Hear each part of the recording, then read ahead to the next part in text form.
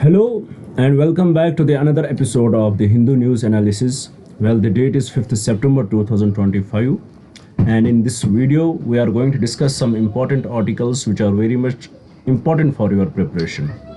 But before we'll start our discussion, I would like to give you the brief idea what our approach would be while discussing these articles.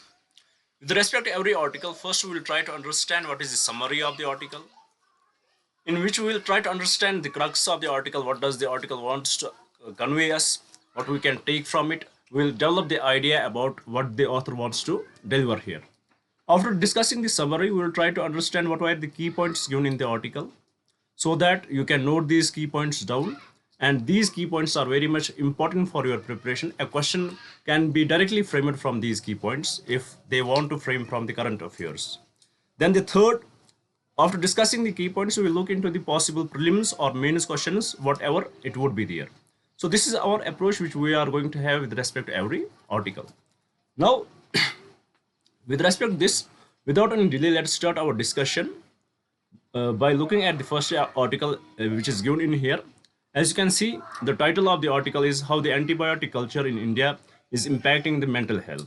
So in order to discuss this, I had brought my friend here who is a biomedical engineer and he is good expert in it, so that he will deliver about it. So guys, welcome to our YouTube channel. Today we are going to discuss about antibiotic culture that is affecting the mental health of the common population. In this article, the author he wants to convey that misuse of antibiotics, this leads to the decline of the production of serotonin and dopamine, which are usually termed as happy hormones. As they are impacted, this can directly lead to the mood disorders that are commonly seen in the population of our country. So let us discuss the key points of this article. So first, it discusses about the gut-brain axis. So what the gut-brain axis is, it is a communication between the gut and the brain of a human. So what happens here is when we take over-the-counter medications such as antibiotics for usually in India, like in COVID pandemic, we took antibiotics for coronavirus, and that definitely was a over-the-counter medication that we were taking. So this, what it causes it, as we know, there is a complex communication between the gastrointestinal tract and the human brain. This axis, when there is a healthy gut leads to the production of neurotransmitters like serotonin and dopamine, and it can regulate the mood and neurological function. The article also discuss about the antibiotic misuse in the India.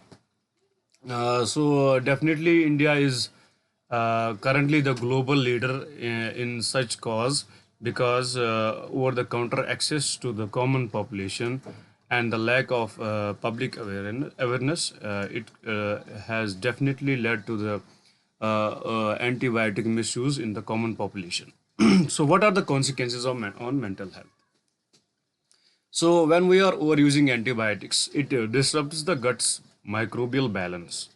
So it's a condition in medical terminology that we call as dysbiosis. So what dysbiosis, it leads to the inflammation, and definitely the neurotransmitter production is declined, and it can definitely lead to mental health disorders such as depression and anxiety.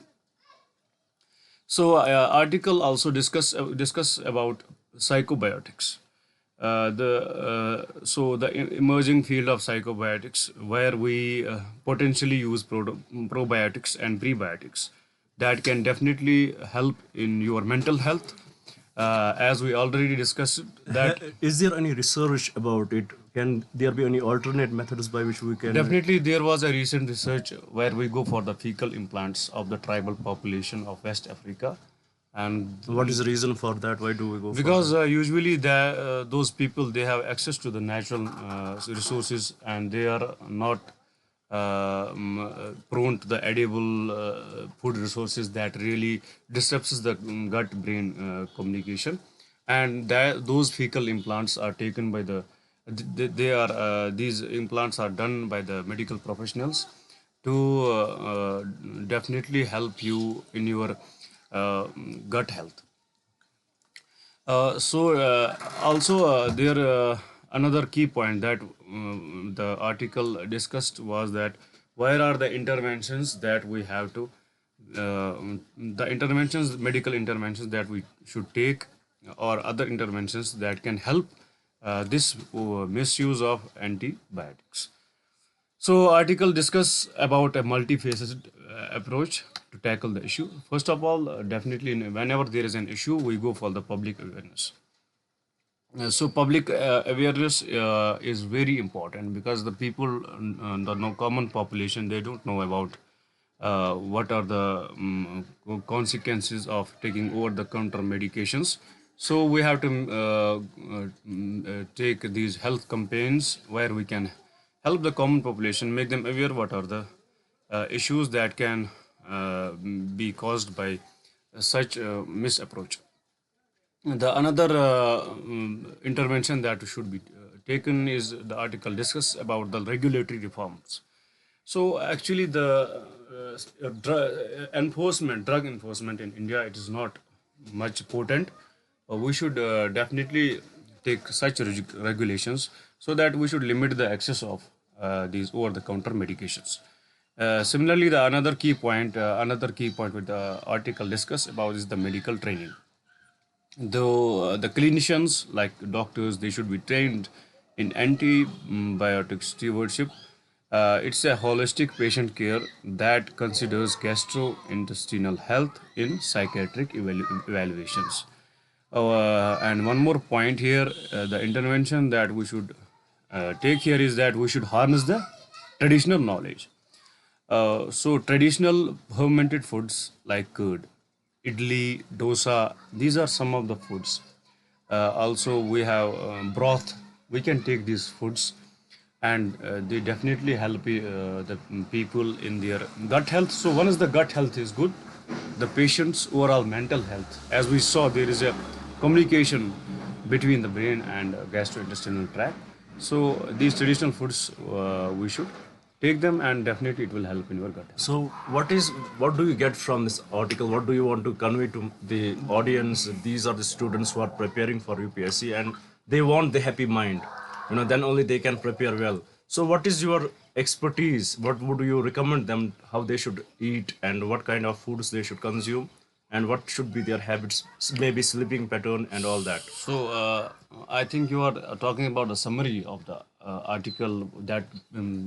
How they can implement this summary into their So lives. definitely, the first of all, we should know about. We should have the knowledge what is the interaction of the gut and human brain, and how the serotonin and dopamine, they are related with the gut.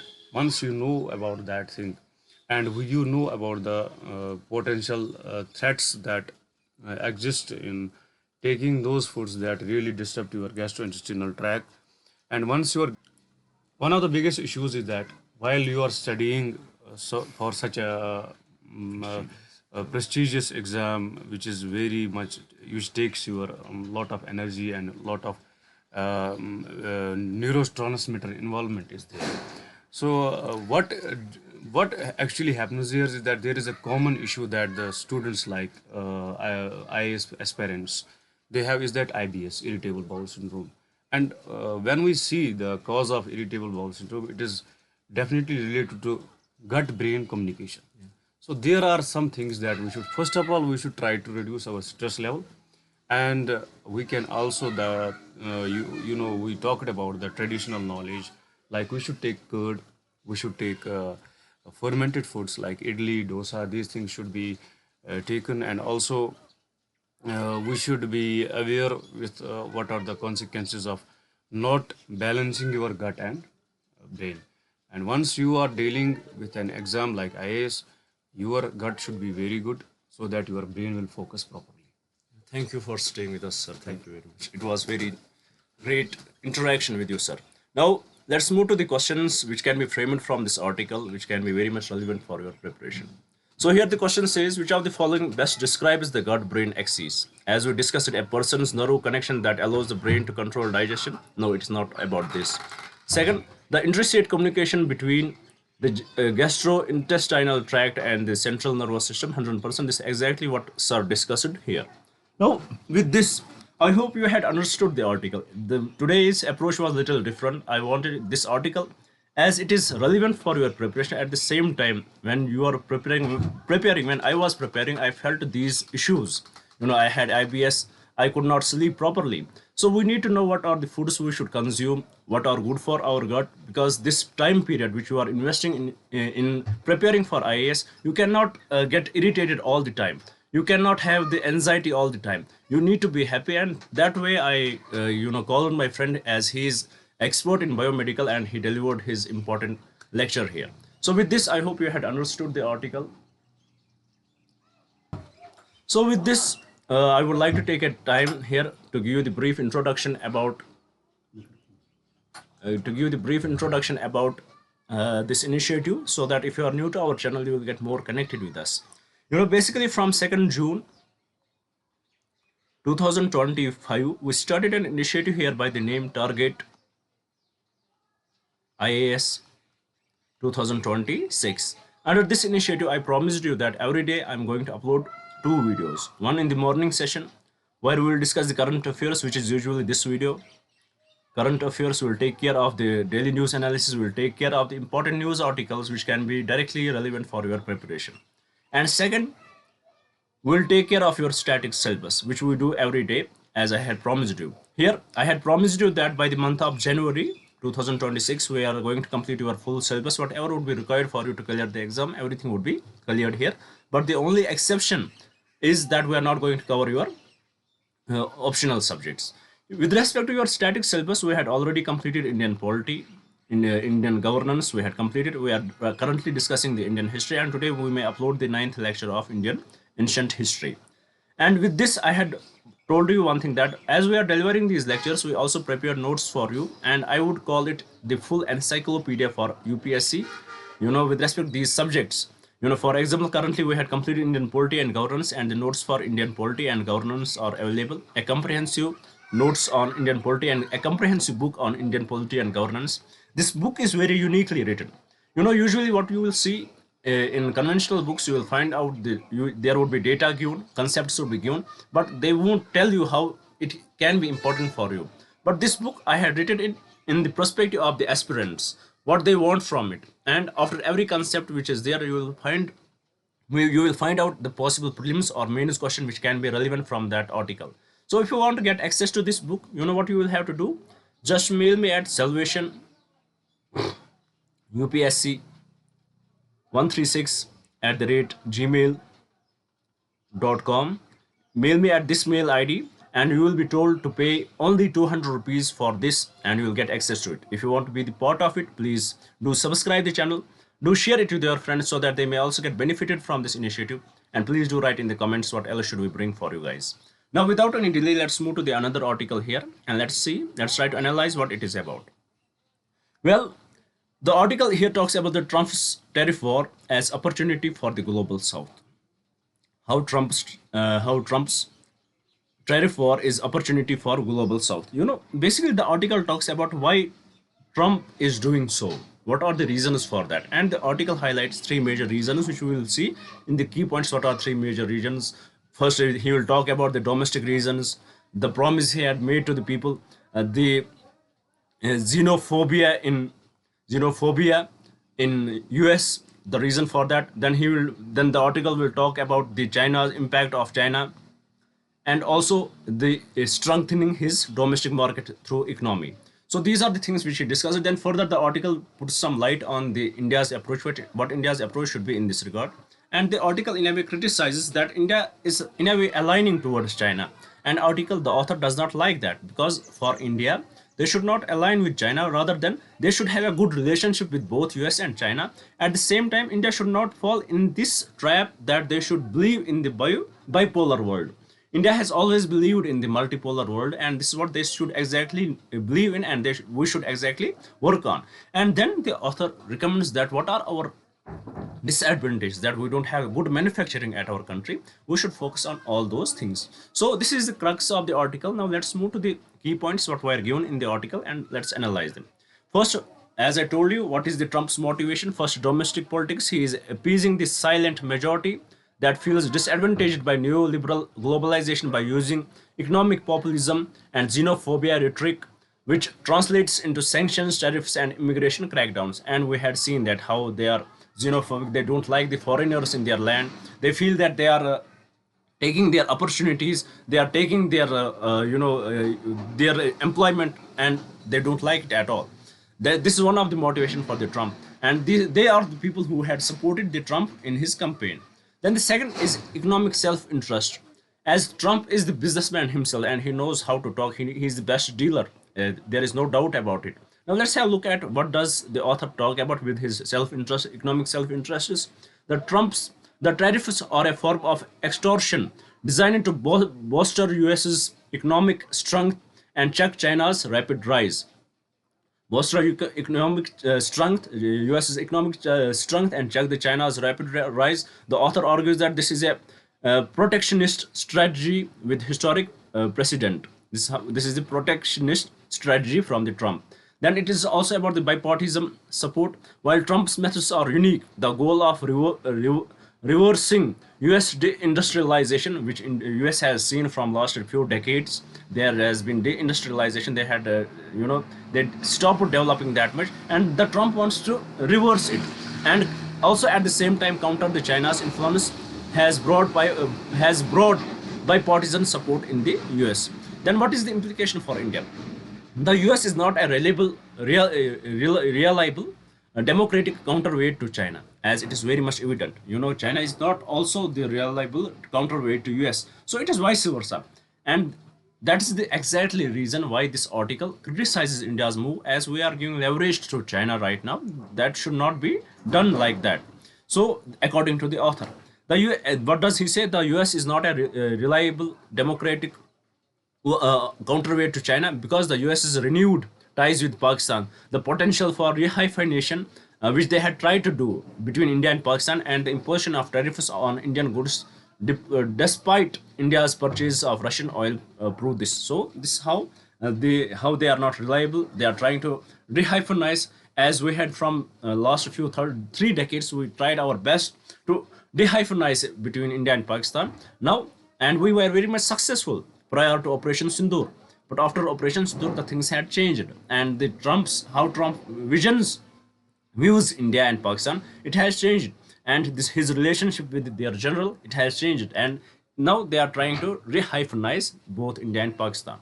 Then the author critiques the Indian government's major concessions to China and its foreign policy approach, which is described as personalized diplomacy and adventurism. Sorry. Then, what are the proposed actions for India?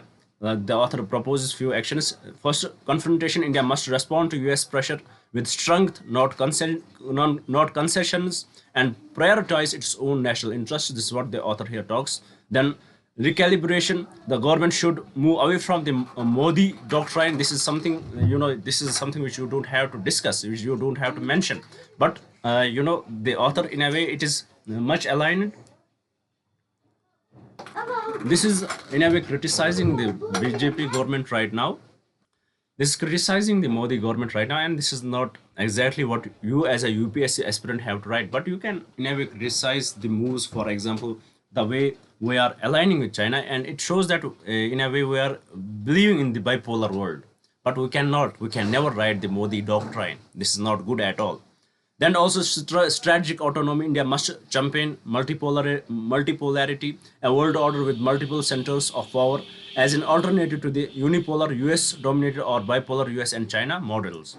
Then what is the domestic strengthening? To be a credible global power, India must urgently address internal structural problems such as low manufacturing growth, high unemployment, and stagnant private investment. These are the 3 major issues which we should focus on. Then only we can achieve what we are desiring. So with respect to this, let us see what kind of question can be asked in the exam.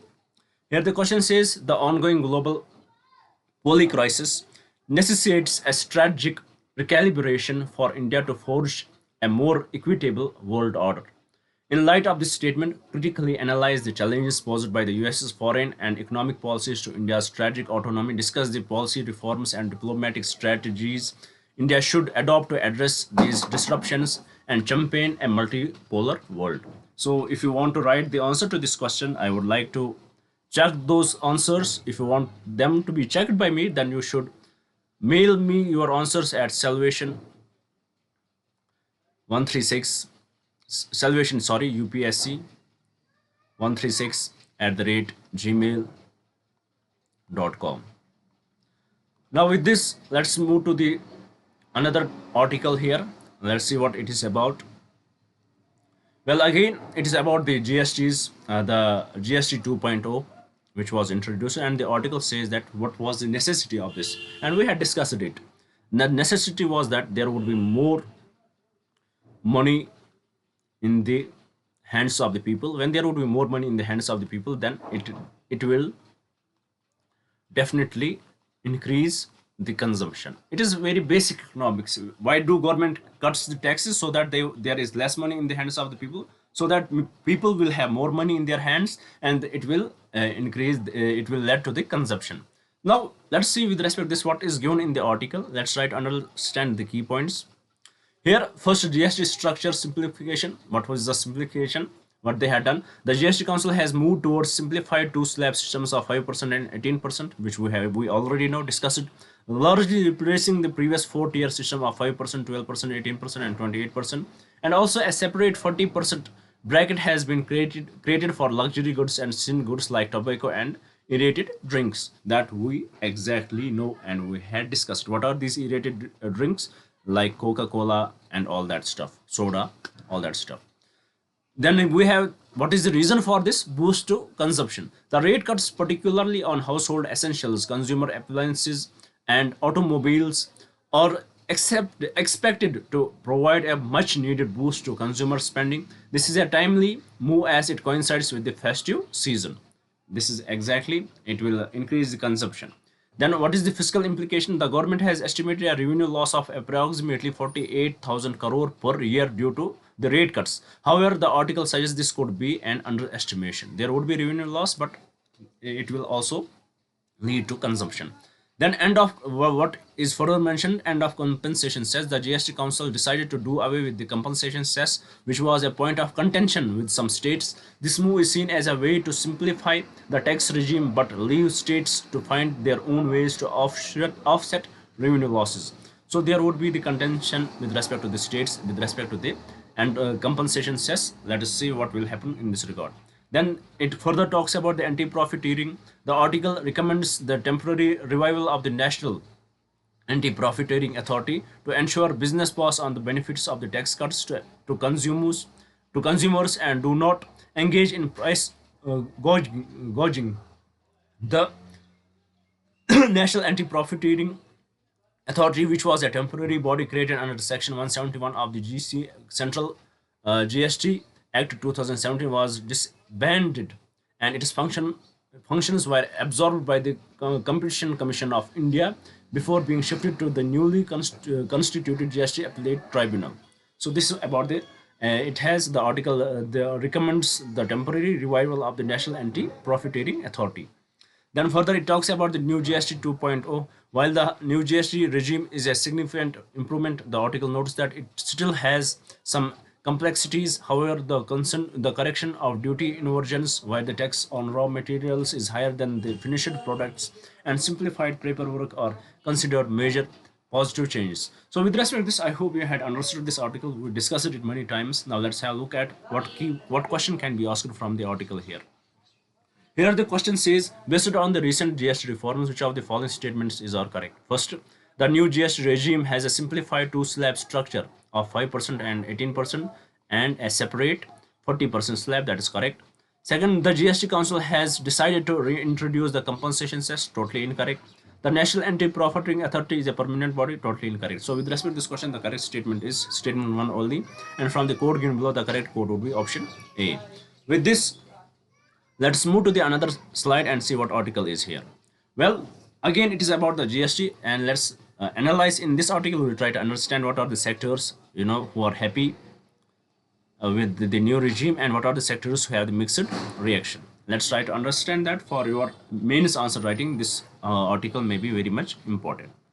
So here, key points: positive impacts. Automobile sector GST rates for entry level and mid segment cars have been reduced by up to 13% percentage points, and high end cars will see reduction of 8 to 10 percentage points. This is accepted to boost consumer demand. 100% correct. So automobile sector has seen a great. Then renewable energy, GST on renewable energy components such as solar cells has been reduced from 12% to 5%, a move praised for accelerating India's clean energy transition. That is also great. Then consumer appliance GST rate cuts are expected to stimulate demands for consumer appliances, particularly during the upcoming festival season. Then insurance, personal health and life insurance policies have been made tax-free. That is also great. And then daily essentials, the new two-slab system of 5% and 18% has made a wide range of daily usage items like hair oil, soaps, and toothpaste cheaper. This is the positive aspect of the GST 2.0 in a nutshell. Now, what is the negative aspect of it? Airlines, the industry is unhappy with the highest GST rate on non-economic class seats. So it is unhappy about that because it would go beyond it. Small entrepreneurs, the increase in the GST rate for labor charges from 12% to 18% is a point of concern. Then textile industry, while the industry welcomes the rationalization of rates for man-made and cotton textiles, it is disappointed with the 18% GST on garments priced above 2,500, arguing that these are also widely purchased by the common persons. Then vegetable oil purchase, the industry is calling for the resolution of the inverted duty structure where the GST rate on their raw materials is higher than the finished goods. This is what inverted duty structure is about. The GST Council, however, did correct this issue for fertilizers and man-made textile industries. Then also auto dealers, the new GST rates effective from September 22 have raised concerns about consumers postponing purchases, creating a potential sales lull. So this is what is exactly happening with respect to it. So with respect to this, let's see what kind of question can be framed in the mains. Here the question says the recent GST rate rationalization, while aimed at simplifying the tax structure and boosting consumption, has had a differential impact on various sectors of the Indian economy. In light of this statement, examine the key changes announced by the GST Council, discuss the concept of inverted duty structure where the taxes on the raw material is higher than the finished good. This is inverted duty structure. And analyze how the government approach to tax changes impact different industries, particularly small businesses and consumers. Write down the answer in 150 to 200 words if you want to write it, if you want to practice, and if you want to qualify. And then send your answer to me for the checking at salvation UPSC 136 at the rate gmail.com. Now with this, let's move to the another article and see what is given in here. Well, the article is about India's birth rate down, first dip in the total fertility rate in 2 years. So India's birth rate is down. So in this article there is much data given. What are the states which has less total fertility rate? What are as the average fertility rate? The accepted fertility rate should have been 2.1, so that the exact number of people will be replaced with extra one. But it has reduced to India by 1 to 1.9. So it is a concern for India. And at the same time, the old age people, it is increasing. Old aged people are increasing, and also the overall birth rate, the crude birth rate is also down. So with respect to this, let's try to understand what are the key points given, what is the data given, and what is the authority who gives source of the data. First, the data is from the latest sample registration survey statistical report for 2023 released by the Office of Registrar General of India. So let's try to understand. First, it talks about the crude birth rate. India's crude birth rate has declined to 18.4 in 2023, down from 19.1 in 2022. It is from out of 1,000. How many births are there? It is 18.4 in 2023. Total fertility rate. India's total fertility rate has fallen to 1.9 in 2023 after remaining constant at 2.0 in the previous 2 years. This is below the replacement level, which is the total fertility rate of 2.1, and it can be very much harmful for the longer run. What is the replacement level total fertility rate? This is the average number of children each woman needs to have for one generation to replace the next, and a total fertility rate below this indicates a long-term population decline in the absence of migration. Then what is the state-wise trends? Highest total fertility rate, it is Bihar with 2.8, then followed by Uttar Pradesh 2.5, 2.6, Madhya Pradesh 2.4, and Rajasthan 2.3, Chhattisgarh 2.2. Lowest fertility rate, it is Delhi 1.2, West Bengal 1.3, Tamil Nadu 1.3, and Maharashtra 1.4.